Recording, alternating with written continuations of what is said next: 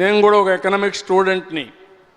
ఆ రోజు ఆర్థిక సంస్కరణలు చేసినప్పుడు సెకండ్ జనరేషన్ రిఫార్మ్స్ నేనే పుష్ చేశాను. ఆ రోజు నేను ఆలోచించింది, సంపద వస్తే పేదరికం పోతుంది, ట్రికిల్ డౌన్ ఎఫెక్ట్ వస్తుంది అనుకున్నాం. కానీ అది అనుకున్న సులభంగా రావడం లేదు. ఆర్థిక అసమానతలు పెరుగుతున్నాయి. డబ్బులుండేవాళ్ళు బాగా డబ్బులు సంపాదించగలుగుతున్నారు, డబ్బులు లేనివాడు నిరుపేదగా ఉన్నాడు. జీవన ప్రమాణాలు కూడా సరిగా లేని పరిస్థితి. ఒక పక్క బిలినియర్స్, ఇంకొక పక్క 100 రూపాయల ఆదాయం రాని సమాజం. ఈ ఆర్థిక అసమానతల్ని బ్రిడ్జ్ చేయడం కోసమే ఈరోజు మనం తీసుకొచ్చిన విధానం P4 అని తీసుకొచ్చాం. ఇది పబ్లిక్ ప్రైవేట్ పీపుల్స్ పార్ట్నర్షిప్. నేను ఒకటే కోరాను, ఈరోజు సమాజం వల్ల మనందరూ ఇక్కడికి వచ్చాం.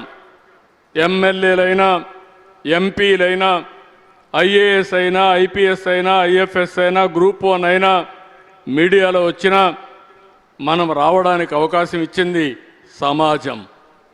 కొన్ని అవకాశాలు ఉన్నాయి. ట్యాక్స్ పేయర్స్ ట్యాక్సులు కట్టారు, కాలేజీలు పెట్టారు, ఆ కాలేజీలో చదువుకున్నాం, మనం పైకి వచ్చాం. కానీ మనతో పుట్టినవాడు మాత్రం ఇంకా ఊర్లోనే ఉన్నాడు, ఇంకా పేదరికంలోనే ఉన్నాడు.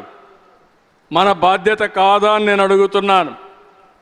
చాలామంది అంటున్నారు ప్రభుత్వమే చేయండి, మాకేం సంబంధం అని. కాదు, సమాజం వల్ల పైకొచ్చిన వారు తిరిగి సమాజానికి ఇవ్వాల్సిన బాధ్యత మన పైన ఉంది. అందుకే మీరు ఒకసారి చూస్తే బిల్ గేట్స్ని చూసాం. ఆయన జీవిత కాలంలో 99% సంపాదించిన సంపద మళ్ళా సమాజానికి ఇచ్చేస్తున్నాడు. మొన్నే వేదాంత చూసాం, 75% సంపద సమాజానికి ఇవ్వడానికి ముందుకు పోతున్నాడు. ఇది ఒక ట్రెండ్ కూడా సెట్ అయింది. కానీ వాళ్ళు పెట్టే డబ్బులు కొన్ని సెక్టర్లకు పెడుతున్నారు. ఇప్పుడు మన రాష్ట్రంలో నేను చెప్పాను, బిల్ గేట్స్ వచ్చి టెక్నాలజీ, నాలెడ్జ్ని హెల్త్ విషయంలో, అగ్రిటెక్ విషయంలో, లేకపోతే విద్య విషయంలో ఖర్చు పెడతానంటున్నారు. ఇక్కడ మనం తీసుకొచ్చే విధానం మీరు చూస్తే పీపీపీ మోడల్లో హై నెట్వర్త్ ఉండే 10%, లాస్ట్ మైల్లో ఉండే 20%ని అడాప్ట్ చేసుకోవాలి, బాధ్యత తీసుకోవాలి, మెంటరింగ్ చేయాలి, సమయానికి సజెషన్స్ ఇవ్వాలి, హ్యాండ్ హోల్డింగ్ ఇవ్వాలి.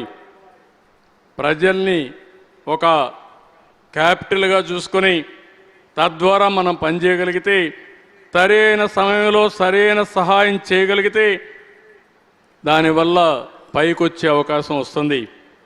ఈరోజు చరిత్రలో మనం చూసాం, అంబేద్కర్ లాంటి వ్యక్తి, బరోడా మహారాజు, ఆ రోజు బాంబేలో చదువుకోవాలంటే 10 రూపాయలు ఇచ్చాడు నెలకు, లండన్లో చదువుకోవాలంటే $12 సహాయం చేశాడు. ఈరోజు ఒక మేధావిగా తయారయ్యాడు. ఎంతోమంది జీవితాల్లో ఎంతోమంది సహకరించి పైకి తీసుకొచ్చారు.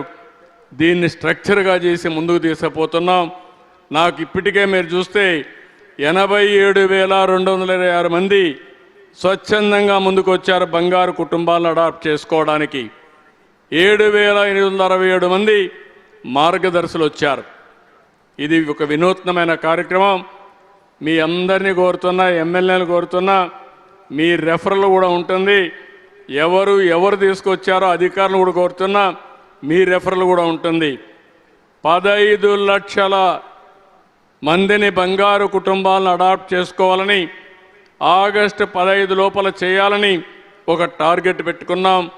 ఇది కానీ చేయగలిగితే ఒకసారి చేసి వదిలిపెట్టడం కాదు, నిరంతరం చేయాలి. మెరుగైన జీవన ప్రమాణాలు రావాలి. అందరి ఆదాయాన్ని ఈక్వలైజ్ చేయలేం, కానీ కింది వాళ్ళని పైకి తీసుకొస్తూ ఉంటే అది నిరంతరం జరిగితే అందరికీ మెరుగైన జీవన ప్రమాణాలు వస్తాయి.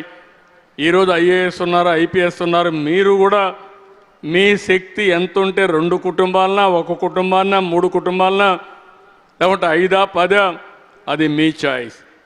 ఆ 10 మందిని ఎంత పైకి తీసుకొచ్చారో సంవత్సరం మీకు ప్రోగ్రెస్ రిపోర్ట్ ఇస్తాం. అందరినీ కోరుతున్నా, ఇది ఒక ఉద్యమ స్ఫూర్తితో తీసుకుపోవాల్సిన అవసరం ఉంది. అన్ని ప్రోగ్రాముల కంటే ఈ ప్రోగ్రాం కానీ మనం సక్సెస్ చేయగలిగితే మానవత చాటుకున్నట్టు అవుతుంది. ఇది one of the best program. దీన్ని అందరూ అడాప్ట్ చేసుకోవాలి. ఇక్కడ అన్నీ చేస్తాం కానీ ఈ ప్రోగ్రాంకి మాత్రం అందరి భాగస్వామ్యం, అందరి ఇన్వాల్వ్మెంట్ ఉండాల్సిన అవసరం.